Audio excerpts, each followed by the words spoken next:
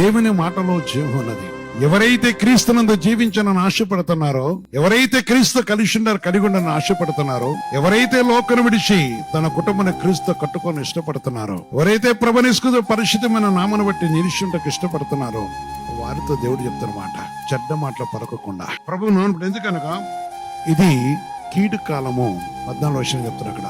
కనుక నీ పెదవుల కాసు కీడు చేయటం మాని మేలు చేయము, సమాధానం వెతికి వెంటాడము. సమాధానం వెతికి దాన్ని వెంటాడము. దేవుని సన్నిధిలో మనం వెంటాడవలసింది ఏంటిది?